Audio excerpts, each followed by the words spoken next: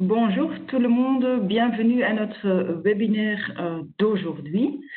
Mon nom est Cynthia Doms et je suis votre hôte au cours de ce webinaire. Philippe Van de Vijver vous expliquera comment choisir le bon débitmètre en tenant compte de la précision, de la facilité d'utilisation et d'installation. Philippe vous fera découvrir notre gamme de débitmètres, chacun dans son domaine d'application. Voilà, tout d'abord, quelques indicatifs. Le webinaire est en cours d'enregistrement et nous vous l'enverrons avec la présentation après l'événement. Votre microphone est coupé pour l'instant. Si vous avez des questions, vous pouvez les poser dans le panel des questions et réponses. À la fin de la session, nous allons répondre à vos questions. Donc à la fin, quand vous quittez le webinaire, vous verrez automatiquement une enquête de feedback et ça va vous prendre qu'une minute de votre temps d'y répondre. Ça nous aidera pour nos webinaires dans le futur. Voilà, il ne me reste plus qu'à vous souhaiter un bon webinaire instructif et je passe maintenant la parole à Philippe. Bonjour tout le monde, Philippe Van de Vijver. Ravi de vous accueillir aussi nombreux ce matin à ce webinaire qui, avec vous, on va parcourir quelques considérations à titre général et des fois un peu plus appuyées techniquement pour se dire, tiens, pour cette application-là, est-ce que j'irais plutôt vers un rotamètre? Non, peut-être que l'installation ne le permettrait pas. Alors un vortex. Oui, mais est-ce que le débit le permettra? On va peut-être passer vers un électromagnétique. Est-ce que le produit est suffisamment conducteur?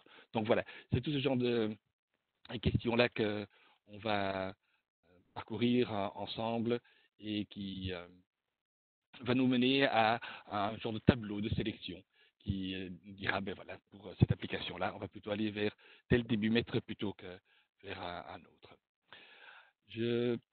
Voilà. Donc voilà un petit peu le menu qui nous attend pour l'heure à venir. Donc on va passer sur quelques considérations assez générales, un peu se refamiliariser avec une certaine terminologie pour après passer un peu en revue notre gamme de la débimétrie en partant par le plus simple, simplement le rotamètre, pour finir vers notre débitmètre, je dirais, le plus précis et le plus performant aussi qu'est notre débitmètre basique. Et ainsi, donc, on finira par voir quels sont tous les outils qui sont actuellement disponibles pour justement vous donner l'appui pour faire le bon choix. Voilà.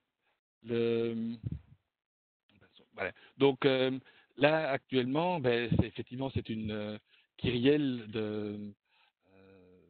un choix assez vaste qui se présente à nous. Ça part effectivement du vortex en passant par le rotamètre, mais il y a aussi des ultrasons, il y a des bimètres à turbine, il y a des éléments déprimogènes qui peuvent être utilisés avec un delta P pour aller mesurer le débit. Lequel choisir? Quel sera finalement le bon choix? C'est ça qu'on va découvrir aujourd'hui ensemble.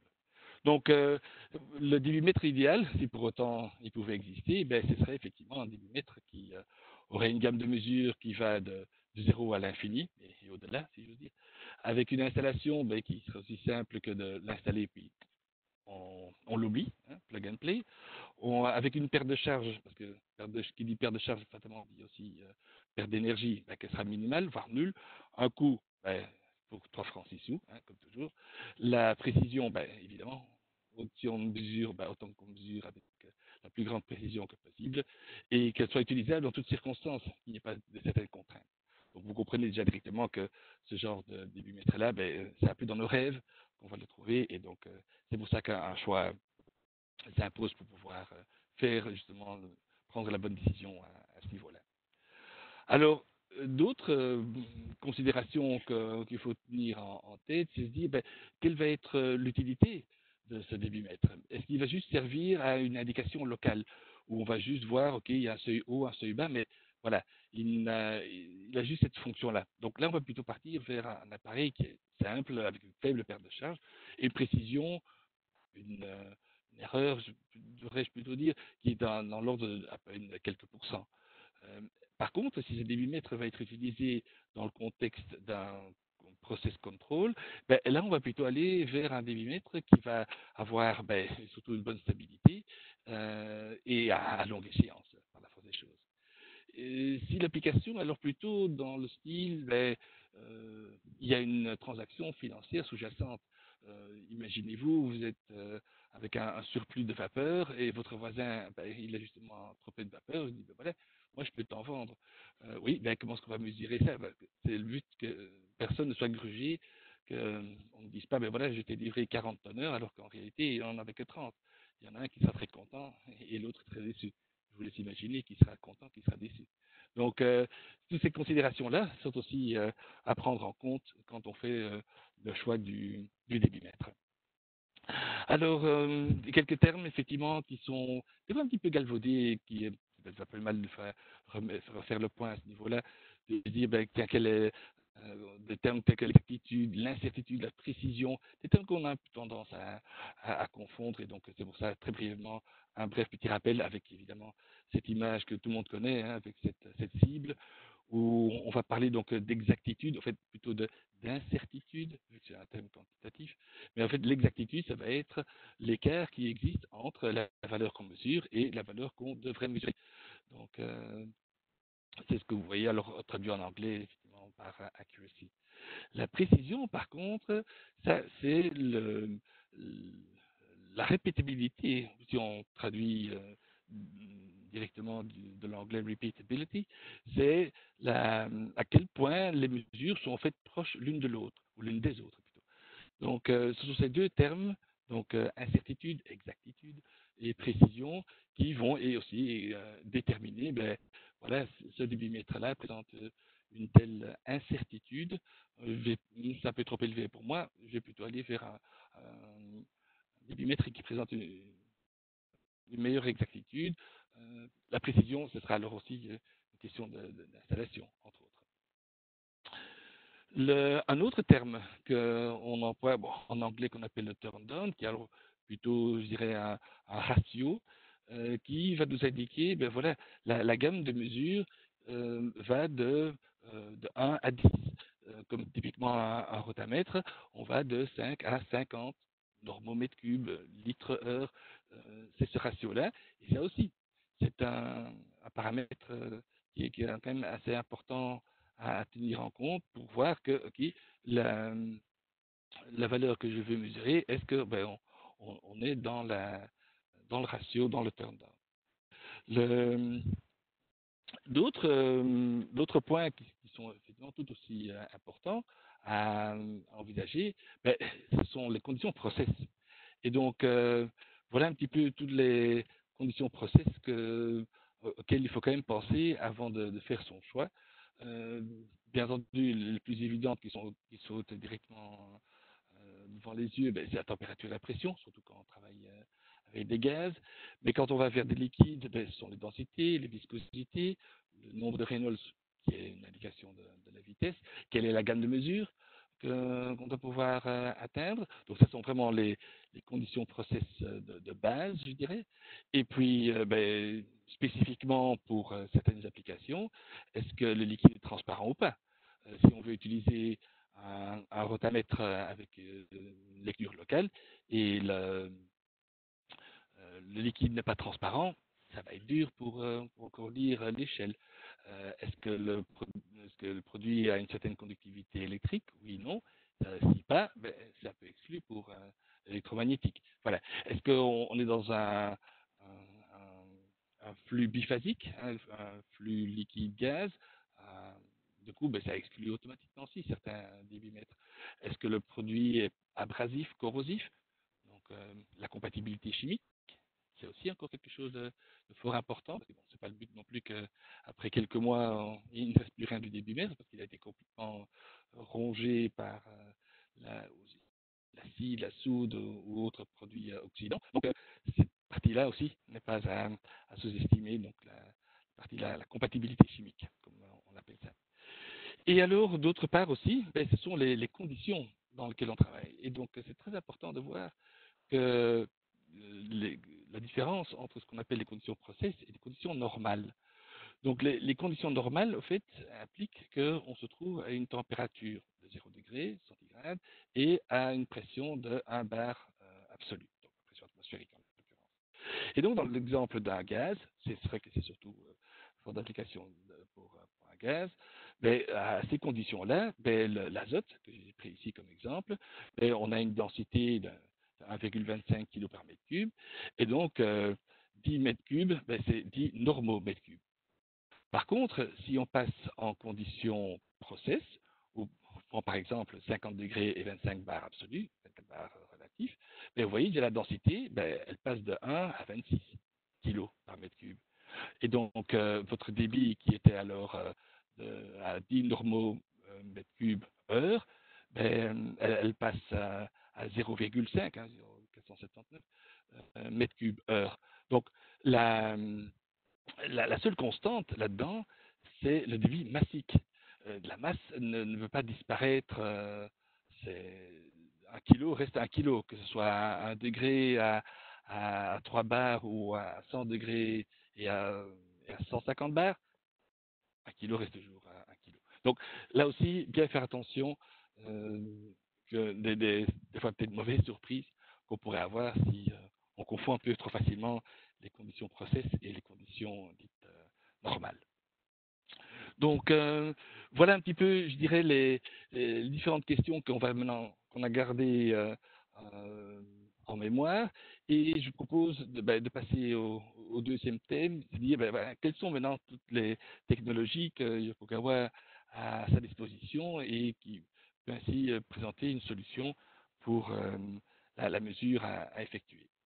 Donc, l'étendue de la gamme Yokogawa, je dirais que pour certains, ce n'est plus vraiment une surprise, mais bon, je rappelle quand même. Donc, au-dessus, pour commencer au-dessus à gauche, on a ce bon vieux rotamètre. Donc, très fièrement, nous revendiquons aussi ce nom de rotamètre, vu que il devrait y avoir un petit R près du dernier R de rotamètre, vu que c'est une marque déposée. Et donc, c'est Yokogawa qui est le fier détenteur de ce brevet, racheté en 1995 des Rotawerke en Allemagne, et qui a aussi contribué et mis sa petite pierre à l'édifice en améliorant encore le fonctionnement grâce aux détections de blocage du flotteur qu'on peut ainsi détecter.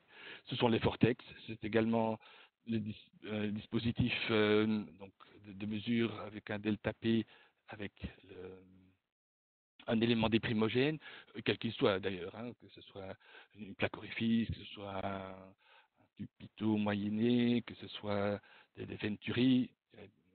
L'apport du Yokogawa se focalisera surtout sur la partie delta P, vu que effectivement, notre transmetteur de pression, c'est vraiment notre cheval de bataille au sein de Yokogawa. Et puis, les deux autres qui sont donc notre débitmètre massique électromagnétique, qui ont chacun fatalement leur point fort et des fois aussi certains points faibles. Pour le Rotamas, oui, on peut dire, tiens, oui, c'est le plus fort de tous, il est le plus précis, oui, mais de nouveau, souvenons-nous des conditions de fonctionnement. Ce n'est pas non plus la panacée universelle, ça a toujours à considérer plusieurs paramètres dans son choix. Donc voilà, commençons donc par le rotamètre. Donc un petit cliché du passé, quand dans le début du XXe siècle à Aix-la-Chapelle, en Allemagne, les Rotawerke ont été fondés. Et puis alors, à cause des événements de la Deuxième Guerre mondiale, pas mal de sociétés allemandes se sont déménagées plus vers le sud pour éviter effectivement les bombardements qui avaient lieu à l'époque. Et donc c'est pour ça qu'on retrouve maintenant les établissements Rota, comme on appelle ça dans notre jargon Yokogawa, dans la pointe la plus sud de l'Allemagne. Si vous allez un pas plus loin, vous êtes déjà en Suisse, donc on ne pourrait pas avoir plus sud que ça. Et comme je vous disais, donc sur le modèle RAMC, donc Yokogawa a contribué sa petite pierre à l'édifice en rajoutant donc cette fonctionnalité d'aller détecter un blocage du rotamètre pour ainsi pouvoir vous prévenir que même si l'aiguille vous indique 3 mètres cubes et que le robinet étant la vanne bien fermée, il ne pourrait pas y avoir 3 mètres cubes qui passent. Donc voilà le, ce petit plus que Kagawa a apporté au design originel des Rota. Le principe de fonctionnement, il est tout simple. C'est un équilibre à trouver entre 3 forces. La gravité, qui va vouloir faire descendre ce flotteur dans le tube, et les 2 autres forces orientées vers le haut, à la verticale aussi, que sont la poussée d'Archimède et la force de frottement. Et c'est à partir du moment où ces 3 forces, une vers le bas et ces 2 vers le haut, sont en équilibre, qu'on va retrouver cet état stationnaire, rotatif, vu qu'il y a aussi une petite encoche dans le flotteur qui va justement donner cette impulsion pour tourner et ainsi stabiliser le flotteur, d'où aussi le nom de rotamètre. Donc, vous comprenez alors très aisément, oui, que l'installation va toujours se faire à la verticale, vu que les forces sont aussi à la verticale, et que le liquide est ascendant, parce que, comme vous voyez ici, il y a ces petites flèches ici en dessous, qui indiquent qu'effectivement le liquide doit toujours aller de bas en haut. Autrement, ça marche quand même nettement moins bien. Ce que nous vous proposons alors avec chaque proposition, c'est de faire une feuille de calcul, où alors là justement on remarque donc ce ratio dont on parlait tout à l'heure, donc 130, 1300 ici par exemple litres, avec une précision qui est définie par la norme comme mentionné ici, et qui indique que la précision sera toujours de 1,5% à partir de 50% du débit maximum jusqu'au débit max, entre 50 et 100%. Une autre particularité du rotamètre, c'est que sa perte de charge, excusez-moi de ne pas avoir traduit ici ce constant Drückfall en perte de charge permanente, cette perte de charge qui effectivement est indépendamment du débit, aura toujours la même valeur. Donc, ainsi, en fonction du type d'observation qu'on veut faire, il y a tout simplement une observation locale avec un tube en verre ou en plastique et la graduation qui est gravée dessus. Et donc là, vous voyez, j'ai un petit peu mon allusion tout à l'heure à la question, tiens, est-ce que mon liquide est transparent ou pas? C'est là où ça devient important. Pour les modèles métalliques, évidemment, ça c'est déjà plus difficile effectivement de regarder à travers du métal. Et donc il y a le flotteur qui est aimanté et qui va ainsi entraîner l'aiguille, vu que le pôle nord est en face du sud et le sud en face du nord. Et donc dès que le flotteur va se soulever étant entraîné par le débit, fatalement il va aussi entraîner l'aiguille qui va effectivement aussi se stabiliser et indiquer le débit. Voilà comment cette indication se fait pour les modèles métalliques, donc, dont le modèle RMC par exemple. Un aperçu de la gamme, vous voyez, donc ça va du rotamètre observation locale avec le flotteur, le verre, et les modèles métalliques, mais ça va aussi faire une gamme plus étendue pour des applications, je dirais, un peu plus médicales, comme on voit ces modèles-ci plutôt dans les chambres d'hôpitaux où il faut apporter de l'oxygène ou de l'air comprimé auprès du patient. Mais voilà, ce sont alors ces genres de petits rotamètres aussi qui vont être utilisés. Au niveau de l'installation, là, c'est alors, comme je vous disais tout à l'heure, toujours important, dans une tuyauterie à la verticale, de liquide ascendant. Pour les modèles où justement on a cet entraînement de l'aiguille par le flotteur qui est aimanté, pour ne pas justement influencer un champ magnétique d'un rotamètre par un autre, on conseille quand même d'écarter la tuyauterie d'une bonne trentaine de centimètres. Et bien entendu, pour le placement d'une vanne, toujours installée en aval.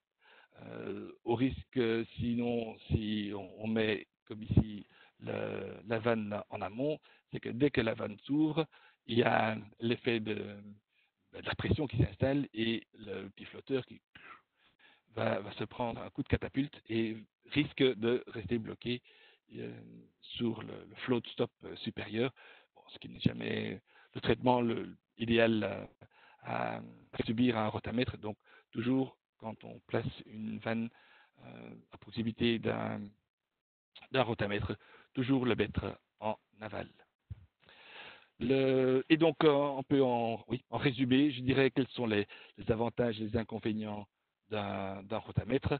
Ben, pour les modèles d'observation locale, notamment, ce transmetteur, et c'est pas d'alimentation non plus.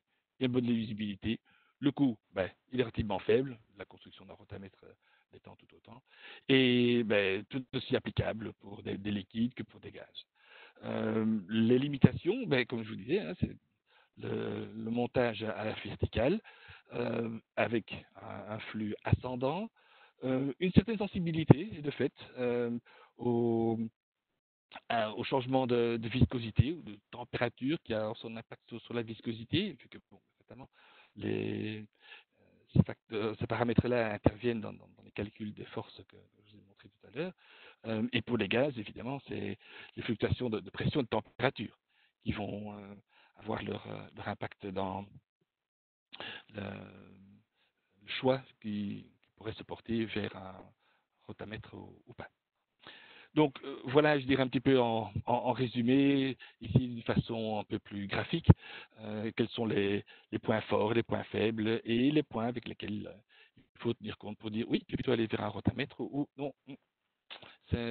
Par exemple, la gamme ici 1 sur 10 c'est trop faible, ou la précision, l'incertitude, souvenons-nous, 1,6, 4, on ne pourra pas faire mieux, on peut plus faire le pourcent, voilà. Tout ça tenant en compte, on se dit, ben, c'est peut-être pas un rotamètre qui serait peut-être le meilleur choix, mais ce serait peut-être une mesure de delta P avec un élément déprimogène. Deuxième technologie qu'on peut vous proposer, avec donc l'apport Yokogawa étant celui du transmetteur, delta P. Et donc là, le principe de fonctionnement, ben, il est tout simplement basé sur une loi assez universelle, la loi de la conservation de l'énergie, la loi de Bernoulli, qui dit que bon, ben, la somme des vitesses et de la pression doit rester une constante. Donc si l'un diminue, l'autre augmente, et vice-versa, et le contraire.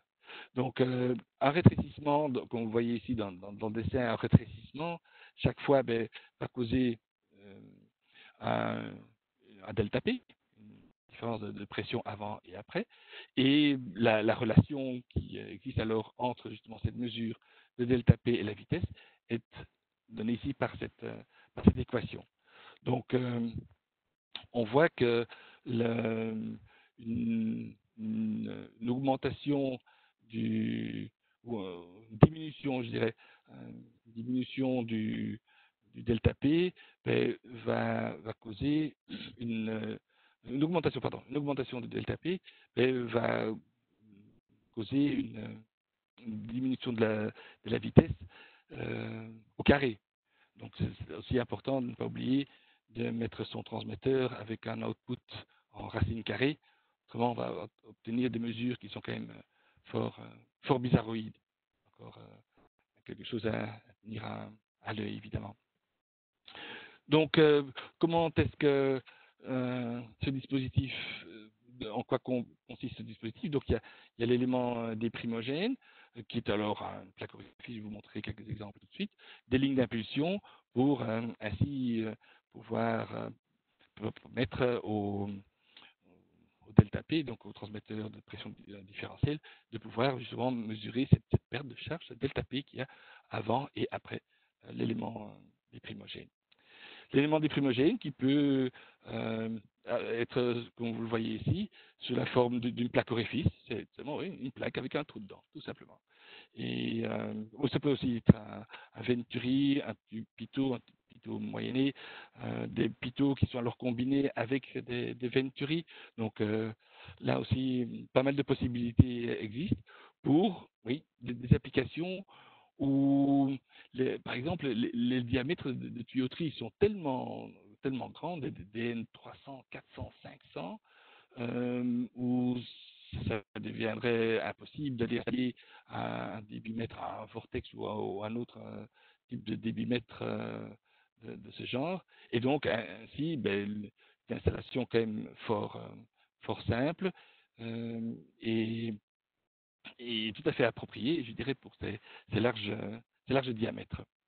Donc voilà un petit peu les principes de fonctionnement avec un Venturi, hein, donc, où effectivement le débit que vous avez au point 1 et au point 2, qui est donc la somme de la vitesse fois la, la surface, doit être la même au point A au point B. Il ne peut pas y avoir de débit qui disparaît comme ça, comme par enchantement. Et donc, vu que la pression diminue, la vitesse doit augmenter. Et donc, V2 étant supérieur au V1, ça veut dire qu'effectivement, la pression P2 est inférieure à la pression P1. Donc, voilà, c'est le principe de fonctionnement avec un tube Venturi, avec un tube Pitot. Tous ces dispositifs-là vont créer finalement un delta P qui va être mesuré avec des designs qui se font selon les normes standardisées ISO qu'on voit ici. Donc, encore une fois, en résumé, donc, quelles vont être les forces et les avantages et les inconvénients du delta P? Sa grande force, fatalement, c'est son coût relativement faible, une technologie qui est quand même bien maîtrisée déjà depuis de longues années, une précision que vous voyez, ça s'améliore, on était encore vers les 1,6, 4%, là on va dire vers 0,8, 2%, toujours à calculer en fonction de l'application. Par contre, effectivement, la gamme de mesures, donc le ratio 1 sur 6, ce n'est pas aussi étendu que l'1 sur 10 du rotamètre, mais bon, si certaines applications rentrent là-dedans, on est tout à fait dans le bon. La perte de charge, elle peut être effectivement relativement moyenne, mais à partir du moment où le diamètre se réduit de plus en plus, la perte de charge le sera autant. Donc, c'est un paramètre quand même à bien tenir à l'œil quand on fait ce choix-là. Et au niveau de l'installation, oui, il y a évidemment des compensations en température et en pression qui sont indispensables pour pouvoir faire le calcul. Et je dirais à peu près comme tout débitmètre, c'est toujours tenir en compte quelles sont les lignes droites en amont, en aval, surtout en amont, effectivement, qui ont le plus d'impact. Donc ça aussi, c'est un paramètre bien important à tenir à l'œil, parce que on aimerait bien l'installer pile là, et puis on voit que finalement, il n'y a pas la place et on doit le mettre autre part, qui n'est peut-être pas l'endroit le plus approprié, mais qui tout simplement s'impose pour respecter les longueurs droites en amont et en aval. Voilà, donc voilà déjà avec le rotamètre et le delta P. Il nous reste encore donc le vortex, l'électromagnétique et le débitmètre massique. Vous pouvez passer sur le débitmètre vortex. Le vortex, c'est exactement comme un drapeau qui flotte au vent. S'il n'y a pas assez de vent, le drapeau ne flotte pas. Et ici, c'est pareil pour le vortex. S'il n'y a pas assez de vent, ou en tout cas pas assez de débit plutôt, le barreau ne fera pas son effet. Ce barreau qui va créer des vortex, d'où le nom débitmètre à vortex. Et ce sont ces vortex qui vont, je dirais, créer une dépression une fois à gauche, une fois à droite, une fois à gauche, une fois à droite. On verra ça dans les quelques slides qui suivent. Mais on voit ici déjà une photo en coupe transversale, comment notre débitmètre se présente. Et donc, on voit ici le barreau qui traverse tout le diamètre de la tuyauterie. Et puis ici, les deux éléments piezo qui vont finalement traduire cette contrainte mécanique que subit le barreau en un signal électrique. Donc, voilà. Donc, ce sont ces vortex qui vont créer une suite de pression et de dépression qui s'alternent une fois à gauche, une fois à droite, une fois à gauche, une fois à droite. Et la particularité ici de notre design Yokogawa, c'est que nous allons installer deux piezo pour ne pas rentrer trop dans les détails. Pourquoi deux? Ben, parce qu'on a un premier qui va mesurer un signal, pour ainsi dire, brut, un signal sur lequel on a quand même une partie de bruit qu'on voudrait ainsi éliminer. Et c'est justement pour aller mesurer spécifiquement les autres vibrations qui causent également cette contrainte sur le barreau, mais qui n'ont rien à voir avec les contraintes causées par les vortex et donc qui sont faits des signaux parasites. On va aller les soustraire du signal brut, en retirant le brut étant le signal net plus les parasites. Si on retire les parasites, ben, qu'est-ce qu'on obtient? Le signal net. Et donc, ainsi, c'est ce que nous appelons donc le signal processing, qui va ainsi filtrer un signal brut pour en faire un signal net propre qui reflète exactement le signal électrique généré par les piezo à cause des vortex donc, qui sont ainsi créés. Là aussi, comme dans le début mètre, les conditions d'installation avec est-ce qu'on est dans un coude simple, est-ce qu'on est dans un double coude, dans un seul plan, dans un double coude, mais dans deux plans, un plan vertical et un plan horizontal, façon de parler, en tout cas les deux plans perpendiculaires l'un vis-à-vis de l'autre. C'est là où justement notre vortex présente des conditions d'installation qui sont quand même très favorables comparé par exemple à d'autres fabricants où on se retrouve ici à peine 10D ou voire 20D, ce qui quand même permet de bien d'avoir plus de liberté, je dirais, au niveau de l'endroit de l'installation. Donc, en résumé, le vortex, ben, le coût, ben, oui, en fonction du diamètre, ben, il sera moyen jusqu'à élevé. Les précisions, vous voyez, on va toujours de mieux en mieux. On est déjà là à 3/4 de %, 1% de la valeur lue. Un ratio d'1 sur 20. Souvenez-vous, jusqu'à présent, le meilleur dans sa catégorie à ce niveau-là. La perte de charge, ben oui, de moyenne à faible, fatalement en fonction du débit. Et l'installation, toujours effectivement tenant compte des longueurs droites en amont et en aval. Donc là aussi, encore une fois, un point fort de notre design qui n'est pas trop gourmand, je dirais, en longueur droite, surtout en amont. Le débitmètre électromagnétique, l'avant-dernier, je vois qu'il est déjà 10h30, je voudrais quand même bien aussi respecter le timing et vous laisser aussi surtout l'occasion de poser les questions qui vous seraient passées par la tête. Donc, le débitmètre électromagnétique, ben, il est basé sur le principe tout simplement de la loi de Faraday. Donc, on va avoir un liquide conducteur, très très important effectivement que ce liquide soit conducteur. Donc, ce liquide se déplace perpendiculairement dans un champ électromagnétique qui est donc ainsi créé par des bobines tout autour du tube. De ce fait, de par le déplacement d'un conducteur dans un champ électromagnétique, ben, on va avoir une tension électrique induite, et qui sera alors mesurée également perpendiculairement au sens de l'écoulement. Et cette tension, la valeur de cette tension est directement proportionnelle à la vitesse. C'est ainsi, avec les moyens du bord à l'époque, que Faraday a pu déterminer le débit de la Tamise à Londres. Ouais, ça c'est pour le petit clin d'œil historique. Donc, souvenons-nous de nos cours d'électromagnétisme en humanité. Donc, la loi de Lenz qui nous indique quelle est la tension induite en fonction de la vitesse, parce que c'est justement ça qu'on veut connaître. Donc, le diamètre, c'est connu. L'intensité du flux, ben, on le connaît aussi. La tension, ben, fatalement, on la mesure. Donc, c'est très facile de là en déduire la vitesse.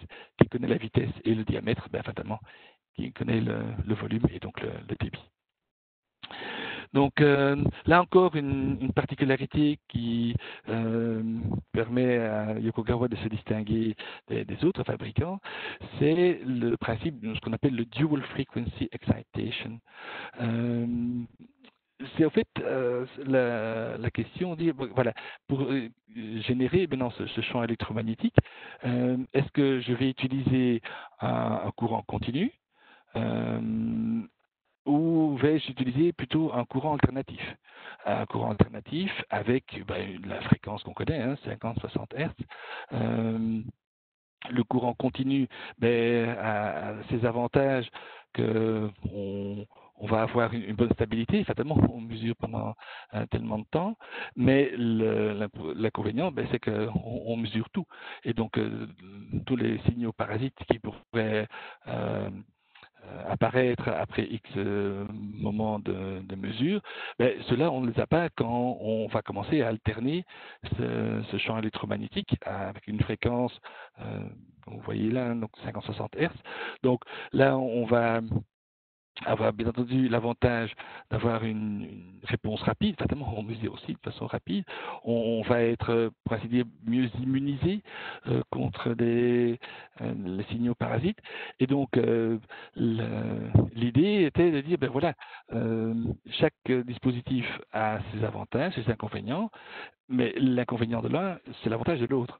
Donc, si on pouvait mettre les deux ensemble, on prendrait le meilleur des deux mondes. Et voilà, et c'est ce que Yokogawa a fait en développant ce que nous appelons donc le Dual Frequency Excitation, qui donne donc de fait une réponse rapide, une bonne stabilité, une bonne, entre parenthèses, intolérance, ou insensibilité plutôt, aux signaux parasites, et très concrètement, ça nous apporte la possibilité d'aller mesurer des produits qui ont une conductivité aussi basse que 1 microsiemens par centimètre, là où d'autres fabricants ont un peu plus de difficulté à tenir quand on met la dragée aussi haute.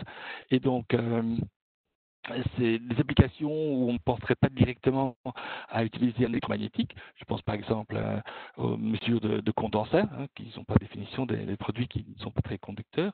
Nous, avec nos débitmètres AdMag, on va parfaitement pouvoir mesurer ça, et on a plein d'autres applications d'ailleurs pour situer ça. Donc, si le sujet vous intéresse, n'hésitez pas, on vous transmettra cette bonne application, parce que c'est vrai que c'est quelque chose qui sort quand même un petit peu du commun. Donc, l'histoire de Yokogawa dans le domaine de l'électromagnétique, vous voyez, ça remonte à plus de quasiment à 40 ans, 1180. Vous voyez, toute l'évolution qu'on a connue dans les années 90 avec fin des années 80, donc l'émergence de ce Dual Frequency Excitation qui a donc vraiment été fait, apporte vraiment un plus assez considérable pour au jour d'aujourd'hui donc arriver dans notre gamme que nous appelons le AdMag TI pour Total Insight. Je vous expliquerai dans les prochains slides ce que nous entendons par là. Mais donc ça va d'un DN25 jusqu'à des DN500, 1800. Ce sont quand même des sacrés malabars, évidemment, à ce moment-là. Voilà, AdMag Total Insight. Quels sont donc les points forts, justement, en résumé, de notre débitmètre électromagnétique? Son coût, c'est que il est raisonnable, il pas exagéré non plus. C'est surtout son manque de perte de charge, parce qu'effectivement, on a affaire à un tube creux. Les électrodes sont à fleur du manchon, donc il n'y a absolument aucun obstacle, et donc fatalement la perte de charge, elle est zéro. Les précisions, les ratios, vous voyez, 1 sur 30, et surtout c'est que l'on mesure à partir de 0 mètre seconde, ce qui n'était pas vraiment le cas pour le vortex. Souvenez-vous, là, comme l'analogie avec le drapeau au vent, il faut un minimum de vent pour qu'il y ait un minimum de débit. Donc ainsi, le débitmètre électromagnétique offre quand même pas mal de possibilités à ce niveau-là. Et puis en dernier lieu, c'est le débitmètre Coriolis, donc, ou le débitmètre massique. Donc le principe de fonctionnement, Yokogawa a fait le choix d'aller vers un système bitube coudé, comme on le voit ici. Et donc, tant qu'il n'y a pas de débit qui passe à travers ces deux tubes, ils vont osciller de façon parfaitement symétrique. Par contre, à partir du moment où il y a un flux de préférence liquide, mais on peut aussi utiliser pour des gaz qui passent, ben, au lieu d'osciller d'une façon symétrique, on va avoir un décalage entre l'avant et l'arrière. C'est ce qu'on voit ici sous cette photo, donc c'est ce phase shift entre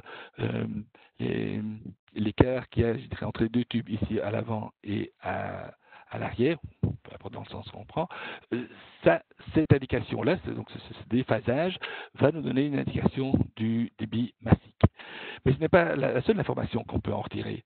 C'est également la densité qui peut être mesurée grâce à ce principe, car le niveau de fréquence, la fréquence avec laquelle les tubes vont osciller, ben, est directement à mettre en relation avec la densité. Donc, quelque part, avec ce débitmètre, ben, on fait d'une pierre deux coups, si j'ose dire. Donc, nous, quand nous parlons de débitmètre massique, ben, nous allons parler effectivement du Rotamass, là aussi de nouveau TI, Total Insight. Donc, vous voyez, avec une gamme qui s'étend du plus petit, qu'on appelle ici le nano, qui est vraiment d'application quand chaque goutte compte. Ça va être le modèle là avec des tubes qui sont quasiment des capillaires plus que des tubes.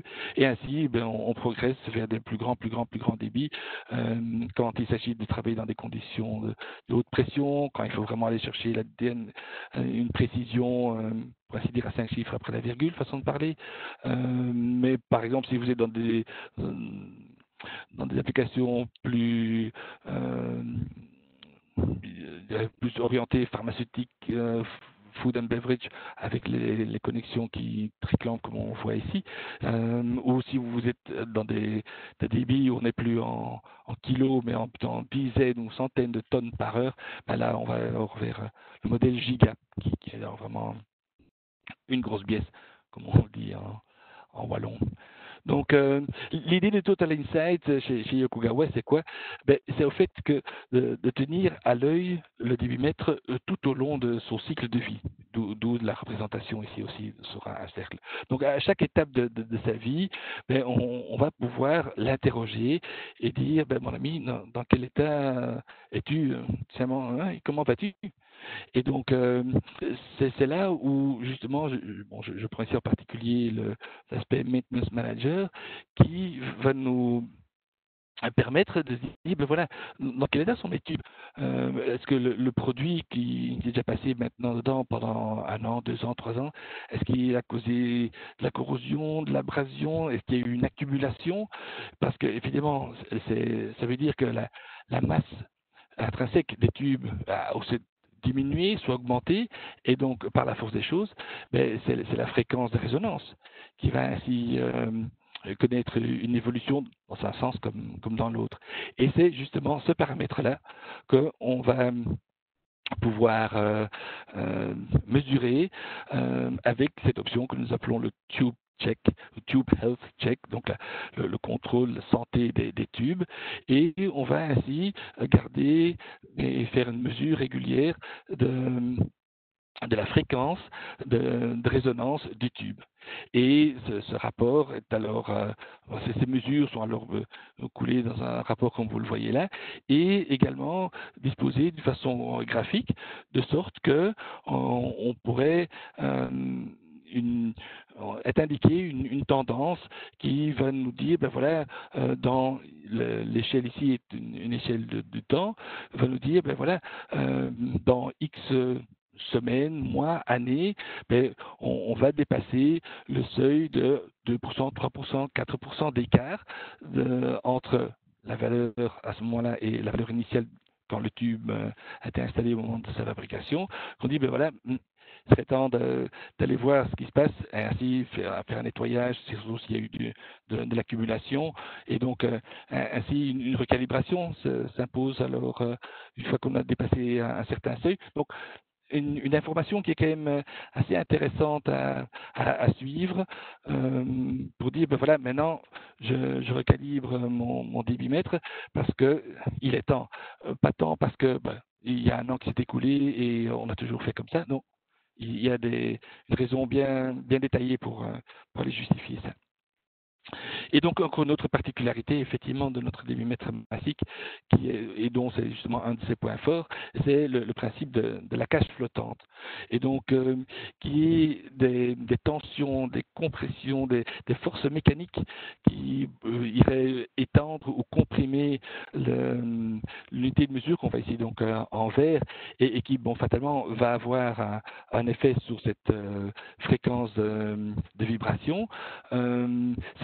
Ça change évidemment du, de la, du statut initial quand le débitmètre a été conçu.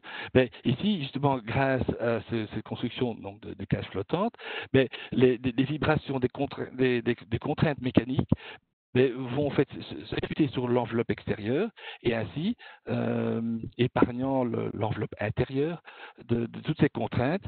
Et donc, si l'alignement de la tuyauterie n'est pas génial ou bien que l'encombrement n'est pas tout à fait top, toutes ces contraintes qui pourraient se jouer et se répercuter sur le débitmètre n'ont notamment aucune influence et le débitmètre continue à fonctionner comme si de rien n'était, quelque part. Donc voilà, le Rotamas Total Insight. Donc, quel va être évidemment ses points forts? Fatalement, c'est la précision, évidemment.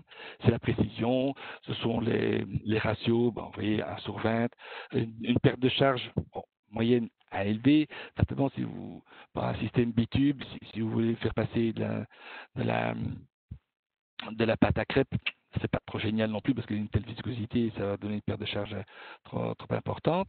Mais son point fort, effectivement, c'est que nous avons besoin de aucune longueur droite. Qu'il y ait des changements de température, de densité, de viscosité, comme on a un système de bitube, fatalement, les changements se répercutent autant dans un tube que dans l'autre, et donc c'est un système qui s'auto-équilibre automatiquement, aussi bien qu'à le dire.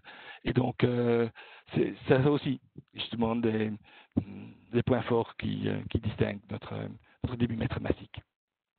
Et donc, pour clôturer, parce que je vois qu'il y a moins le quart, quels sont tous les outils qui sont à disposition de tout un chacun pour finalement faire le bon choix? Il y a déjà toutes nos brochures ici, Yokogawa avec le selection table, où vous voyez repris ici tout ce qu'on a discuté ce matin, avec est-ce qu'on travaille sur un liquide, sur un gaz, sur tel ou tel produit, et donc oui, effectivement, c'est d'expérience, c'est bon, ou une petite boule blanche, non, là ce serait quand même pas conseillé quand même. Voilà encore sous une autre forme. Je dis, voilà, si je travaille avec de la vapeur ou des gaz, évidemment, l'électromagnétique, on va plutôt l'oublier.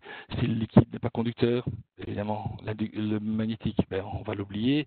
Si on a pas mal de particules dans le liquide, le rotamètre, ça va pas être génial.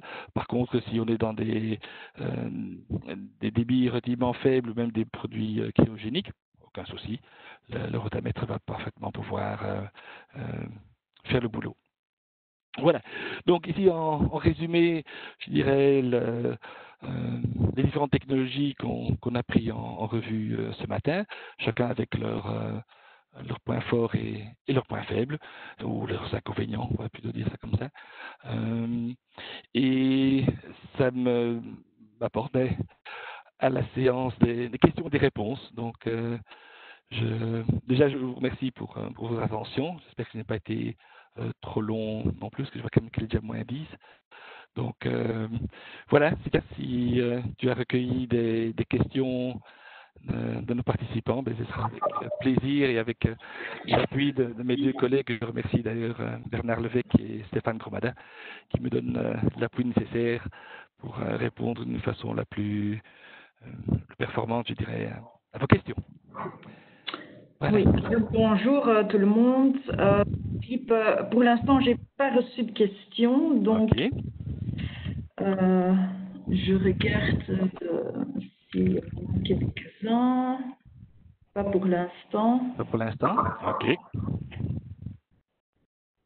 Ah, j'ai quelqu'un qui a une question. Un petit moment. Je vais couper, je vais activer votre microphone. S'il vous plaît. Voilà. Oui, bonjour, vous m'entendez? Oui, très bien. Ok, merci beaucoup pour la présentation. J'aurais quelques questions, effectivement. J'ai juste loupé les 3 premières minutes parce que apparemment c'était pas dirigé sur les bons parlants. Mais c'est vraiment très faible. Après j'ai vu l'image bouger et j'ai trouvé le haut-parleur. Vous savez, on va dans un premier temps là, parler des rotamètres. Oui.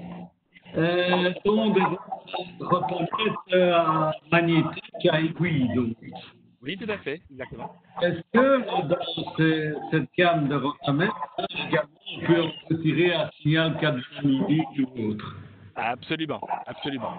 Donc, ce sont les modèles RAMC et RAKD, les modèles pour les plus gros débits, où là, il y a un transmetteur, certainement il y a une alimentation, il y a un transmetteur, et donc il sort soit juste un 420, soit un 420 avec un signal ART, et un peu plus d'informations.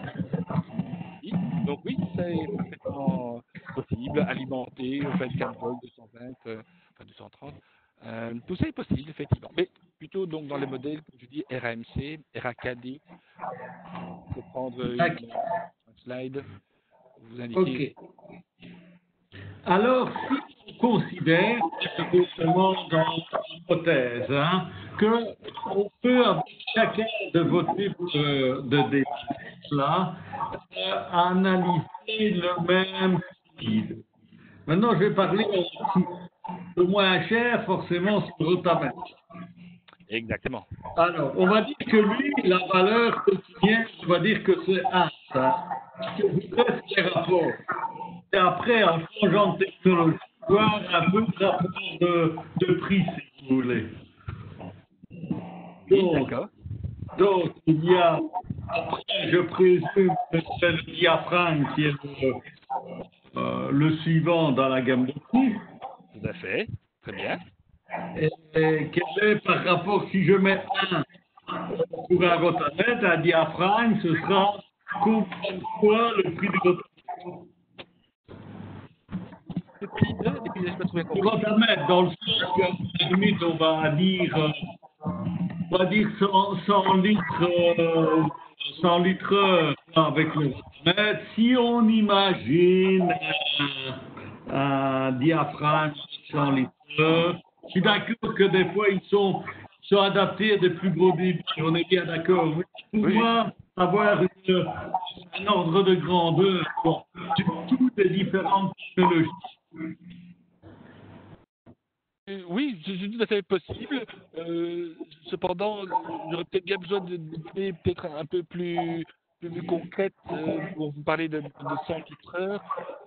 Mais je pourrais effectivement faire l'exercice et de voir quel serait le coût pour une application 100 litres dans un DN, parce que c'est évidemment la taille de la tuyauterie aussi qui va avoir un impact sur le prix, et de faire pour vous l'exercice, de dire ben voilà, à partir de ou en dessous de tel DN, ben on est plutôt en faveur de plaques horrifiques.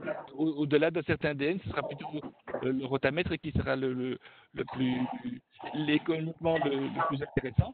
C'est un bel exercice à faire que je suis tout à fait prêt à faire pour vous. Donc si vous pouviez me donner, je dirais, quelques données process concrètes. Oui. Je voudrais faire une remarque. C'est très fluctuant parce que bon, le rotamètre est quand même limité point de vue fluide à mesurer, puisque on peut comparer pour de l'eau ou un liquide. Bon, si on parle de gaz, le rotamètre est très désavantageux puisque si votre pression de gaz fluctue, votre rotamètre va indiquer n'importe quoi. Donc à ce moment-là, le rotamètre n'est plus très indiqué. Si vous avez 20% de fluctuation de pression, votre rotamètre il est complètement à côté de la plaque, si on peut dire.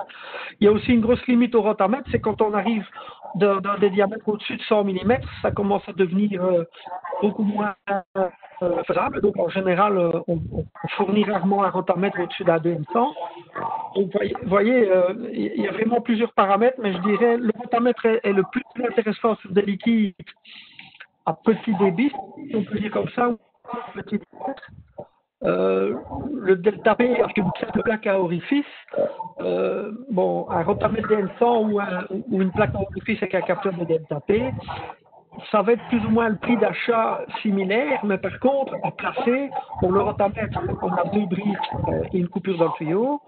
Un delta P, vous devez aussi placer 2 briques et mettre votre plaque, mais il faut aussi des prises de pression, des vannes d'arrêt, fixer le tour de pression différentielle. Donc, à installer, ça commence déjà à devenir un peu plus complexe.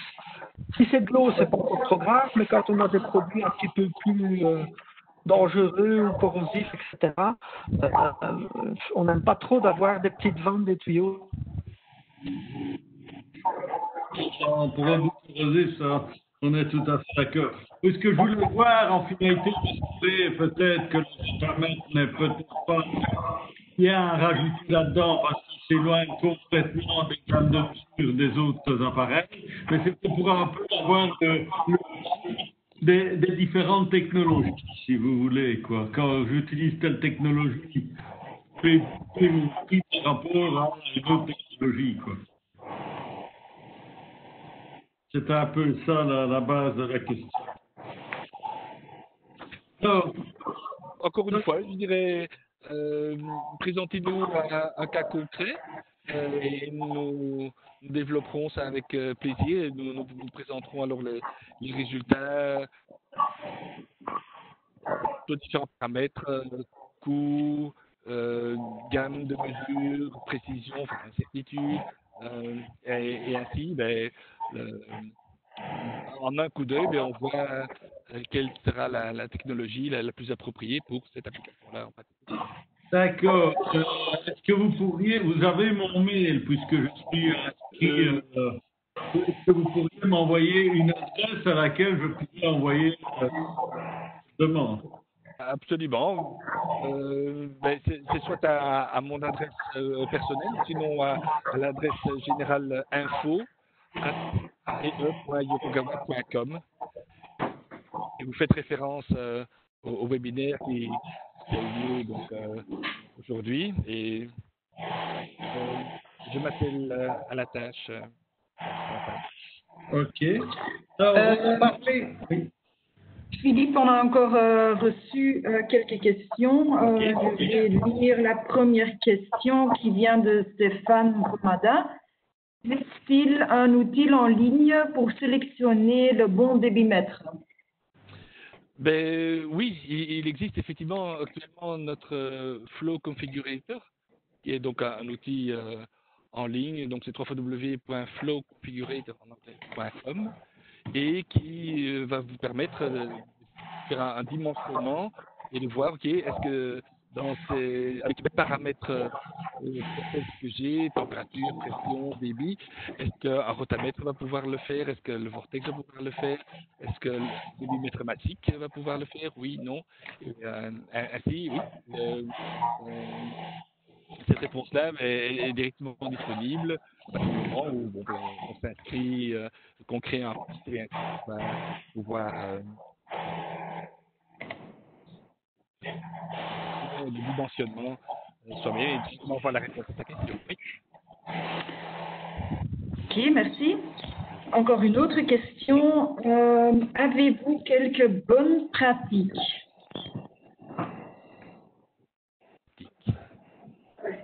Ah oui, pour le calibrage des débitmètres, attention. Pour le calibrage. Oui, oui. En fait, la fréquence, tout dépend du principe de mesure. Si vous prenez un débitmètre à effet vortex, par exemple, il n'y a pas de fréquence de calibration parce que ce principe de débitmètre, par exemple le vortex, il fonctionne plus. C'est-à-dire que le nombre de tourbillons ne change pas avec le temps. Si vos conditions de process sont correctes, le nombre de tourbillons reste toujours le même débit. On peut toujours envoyer le débitmètre à l'usine pour une vérification, mais on sait que sur ce genre de matériel, de principe de mesure, il n'y a pas de dérive dans le temps. L'électromagnétique, c'est la même chose. Si votre tube reste propre, on n'a pas de dérive dans le temps de la mesure. Mais on peut aussi renvoyer à l'usine pour faire une recalibration. Nous faisons ça régulièrement pour des clients qui doivent avoir un certificat pour un organisme régional, par exemple. On renvoie des débitmètres électromagnétiques sur le bord d'étalonnage. Un papier qui certifie la calibration, mais le débitmètre, en fait, on n'a rien dû faire. On fait juste un papier pour le prouver. Un rotamètre, comme c'est beaucoup plus mécanique, si on a des conditions de process difficiles, on peut éventuellement le remettre au banc pour refaire une vérification. Mais en général, quand on a besoin de précision ou de documentation, de calibration, il est rare que les gens utilisent les rotamètres parce que déjà son niveau de précision est moins bon. Ils ont en général une tendance à utiliser un électromagnétique ou un Coriolis. Tous les débitmètres peuvent repasser au bord d'étalonnage. Je dirais, celui qui va avoir peut-être le plus de difficultés, c'est la plaque à orifice, par exemple, parce que là, il y a des normes ISO. Donc, si on a respecté les dimensions des normes ISO, on ne doit pas forcément refaire une certification ou un étalonnage. Et de plus, c'est compliqué puisque une plaque à orifice, ce n'est qu'un élément de tout l'ensemble des mesures. Et donc, si on vous fait une certification comme quoi la plaque à orifice a bien les dimensions d'origine, on n'a pas le contrôle sur toutes les conditions de montage dans votre usine. Et donc, effectivement, à ce moment-là, il faut que vous respectiez toutes les conditions de la norme ISO 5167 pour pouvoir dire que la mesure est correcte. Mais Yokogawa ne faut pas vous faire un papier de calibration de la plaque à orifice, puisque de toute façon, ça tout seul, ce n'est qu'un morceau de la chaîne et ça ne vous garantit rien du tout. Donc, les seuls pour lesquels on peut faire une certification, c'est un appareil qui peut être remis au bord d'étalonnage et qui a l'ensemble de ses caractéristiques dans un corps global. Maintenant, rien ne vous garantit une bonne mesure si vous montez le débitmètre en dépit de bon sens. Donc ça reste toujours le point numéro 1. Quoi que vous preniez comme débitmètre, si vous faites des conditions de montage qui ne sont pas logiques, votre mesure ne vaudra rien. Et ça, Yokogawa ne peut rien y faire. On peut vous conseiller, on peut éventuellement venir sur place avec vous pour dire, dans vos conditions de montage, je vous conseille plus tel principe ou tel principe, parce que si vous choisissez le mauvais principe, ça n'ira de toute façon pas. Mais si vous le montez indépendamment de nos conseils de façon tout à fait erronée, sans longueur droite, etc., toutes les spécifications du débitmètre ne valent plus rien puisque vous avez fait des erreurs de montage. Donc, c'est un ensemble. On n'a hélas pas le débitmètre miracle qui peut corriger tous les défauts d'installation et de conditions de fonctionnement, mais on est là pour vous conseiller. Donc, Yokogawa, ce n'est pas les 3 Suisses. On ne vous vend pas un débitmètre dans une boîte et débrouillez-vous. On est là avec vous pour vous aider. Voilà, je peux vous dire comme ça. Voilà, j'espère que ma réponse est suffisante. Ok, merci Bernard. J'ai encore une autre question de M. Bury. Quelle est la différence entre un débitmètre magnétique et, plus lire le reste, UT? Oui, M. Bury, si vous pouvez compléter votre question. UT. Ouais. M. Bury, vous êtes là? Attendez, je vais essayer de activer le micro pour tout le monde. De Tractebel.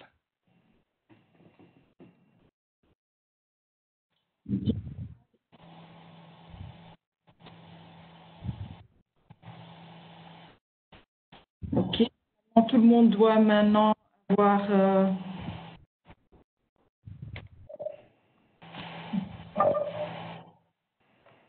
Ok, voilà. Le son est ouvert pour tout le monde normalement. Attendez. Oui, bonjour. Oui, en fait, c'était une erreur de frappe. Voilà. Donc, en fait, ma question, c'était de savoir au niveau utilisation entre un débitmètre magnétique et un débitmètre ultrasonique pour un même diamètre, quel est le débitmètre à utiliser? Et vous n'avez pas parlé du débitmètre ultrasonique. Non, je peux peut-être compléter. En fait, il y a 2 points. Donc, y a la contribution, évidemment, parce que si vous êtes en dessous d'un micro-Siemens, là, on va avoir un problème. On sera obligé de passer à l'ultrason. L'ultrason, je dirais, est en théorie plus facile à installer quand on met des sons à clipser à l'extérieur de la tuyauterie, puisqu'il n'y a pas à faire de travaux sur la tuyauterie. Donc, c'est parfois son argument numéro 1, c'est qu'à installer, c'est plus facile. On n'aura pas la même précision avec un ultrason qu'avec un électromagnétique, puisque les conditions de montage et de mesure font qu'on n'arrive pas à avoir 0,3% de précision avec un ultrason. Oui. Donc ça joue.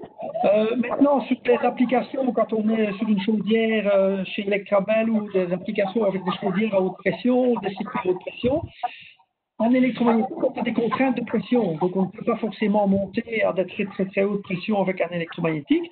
L'ultrason, jusqu'à certaines limites de tuyauterie, on pourra mettre sur une installation à haute pression. Maintenant, quand on est dans la haute pression, on peut peut-être le faire avec un vortex, puisque le vortex, on a des applications à haute pression aussi. Oui. Voilà, il y a toujours un peu un compromis et un choix à faire entre plusieurs principes.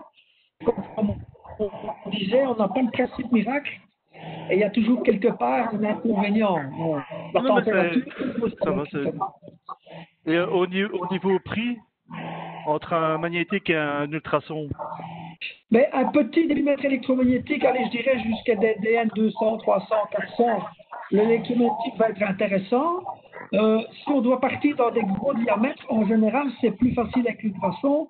Quand on doit découper une tuyauterie de gros diamètre et placer un électromagnétique, c'est en général plus facile de fixer des surfaces sur une tuyauterie. Bon, moi, je l'ai fait sur des gros diamètres. Après 5 minutes, vous avez une mesure. Bon, un électromagnétique, il faut couper le tuyau et le placer. Et donc, c'est pas toujours évident à faire du chantier. L'ultrasonique, on peut utiliser effectivement les clamp-on et pas être intrusif, quoi. Ouais. Tout à fait. Ok, merci. Encore une dernière question de M. Grandjean. Concernant le système Coriolis avec de la vapeur, n'y aura-t-il pas formation de gouttelettes, dans les deux tuyaux et de manière différente dans ces deux sites qui vont perturber la fiabilité de la mesure? Okay. Oui, c'est le risque. C'est le risque. Parce qu'on peut avoir des accumulations d'eau à certains moments ou des passages de condensat. Donc, en général, enfin, ça dépend de quoi on parle, mais en général, sur la vapeur, on met plus de vortex, puisqu'on a des vortex massiques sur de la vapeur saturée. Et donc, on va vous donner les tuyaux directement grâce à un vortex.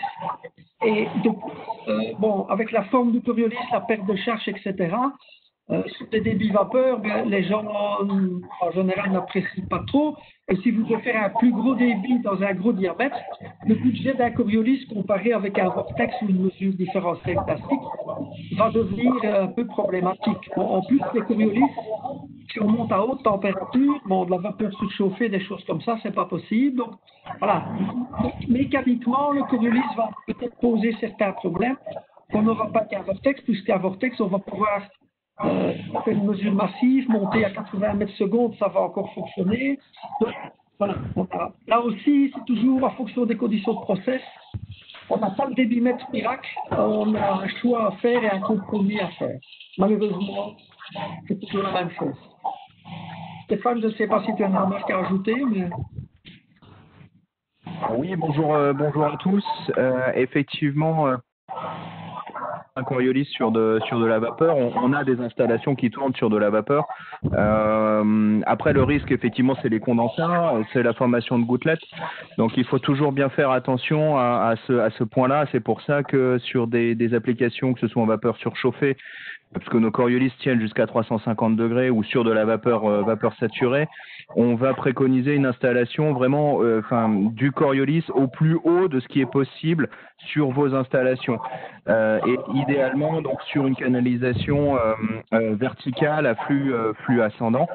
Et comme ça, on évite d'avoir une formation de gouttelettes, puisque en théorie, sur de la vapeur saturée, on est sur un gaz, on n'est pas censé avoir d'eau dedans.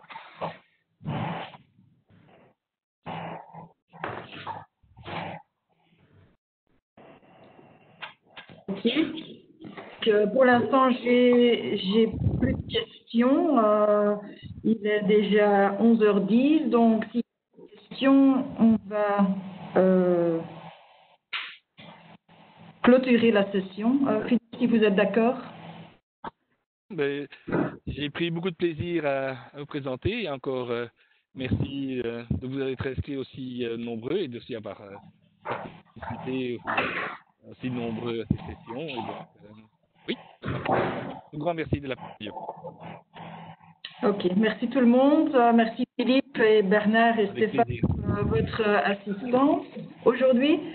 On va envoyer la présentation par email aux participants d'aujourd'hui. Et voilà, donc je vous souhaite encore une très belle journée et un bon week-end à venir. Merci. Au revoir. Au revoir.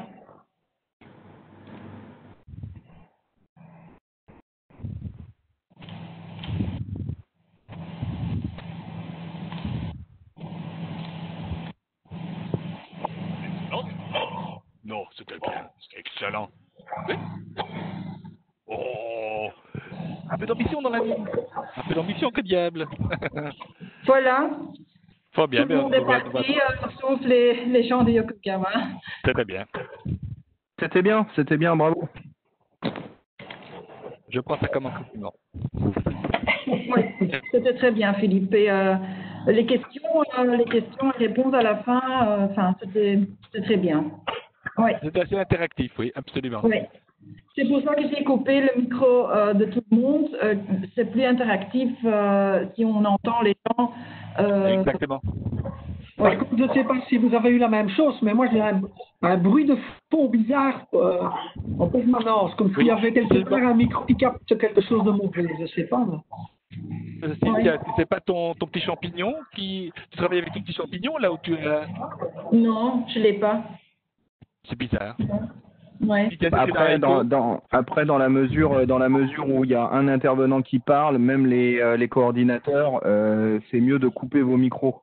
Oui, oui. Parce que là, j'ai vu à un certain moment, il y avait vos 3 micros qui étaient activés et ne serait-ce que ça, des fois, ça peut parasiter la communication. Ok, Donc, ah, c'est bon à savoir ça, oui.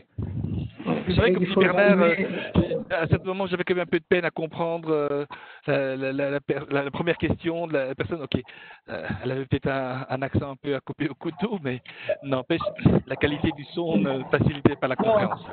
Oui, j'avais ça aussi. Je n'ai pas compris tout ce qu'il a demandé. Non, moi non plus, mais bon, c'est pas grave. On a répondu à sa question, c'est ce qui importe.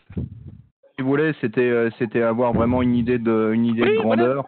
Voilà. De prix de tableau comparatif, on dit ben voilà pour telle application, Vortex, magnétique, voilà, et puis oui, effectivement. Mais après c'est bien parce que vous avez recentré le débat en disant que ça dépend vraiment de l'application. Ah oui. Et on peut pas donner un ordre de grandeur comme ça. Le fait d'avoir les rotamètres qui sont limités au DN100 aussi, c'était un bon point, et de dire que sur des canalisations plus importantes, effectivement, c'est plus judicieux d'utiliser un organe déprimogène. Voilà, exactement. Ouais. Ok. Voilà. Bon, très bien. Bon, pour vous, je vais couper la session. Cynthia, est-ce que tu pourras m'envoyer l'invitation pour le séminaire du 18 qui sera en néerlandais? Oui, comme ça, bon, même si je comprendrai pas tout, mais au moins j'aurai les slides. Et s'il y a une question, je serai là s'il y a besoin. Ok, d'accord, Stéphane, je vais faire ça tout de suite. Parfait. Eh ben, merci beaucoup. À très bientôt. Bonne journée, bon week-end. Au revoir. Bonne journée, à Salut. la semaine prochaine. Au revoir. Philippe, la version néerlandophone, c'est le 18? C'est la semaine prochaine, oui, c'est pile dans une semaine, c'est vendredi prochain. Parce que bon, vendredi, Cynthia, il n'y a pas l'histoire avec Perfact là aussi, vendredi prochain. Je sais pas. Parce qu'on avait prévu un meeting en Anvers avec les gens de Perfact, il faudrait que je vois si c'est encore... parce que alors je ne saurais pas suivre le séminaire. Attends. Pas avec les 16? On avait ça dans le planning. Ah oui, je vois quelque chose avec Perfact à 10h30. Ouais. C'était organisé avec Dirk, je pense, ou avec oui. Avec Dirk, je pense, oui. Autrement, il faut demander de le faire un peu plus tard. Hein. Ouais, ouais. 11h15 ou 11h30. Parce que bon, on est à plusieurs à devoir aller là en plus, donc je ne sais pas comment je peux faire. Peut-être je vais voir avec Dirk si c'est confirmé, parce que bon, c'est un rendez-vous qui a été pris au mois de juillet, donc je Oui. sais pas si Je c'est vois encore pas là. qu'il y a Dirk, il y a Maarten de Perfect, Ouais. Mathias de Baar de Perfect, Ouais, ouais, et alors Dominique, toi et Émile. ouais, ouais.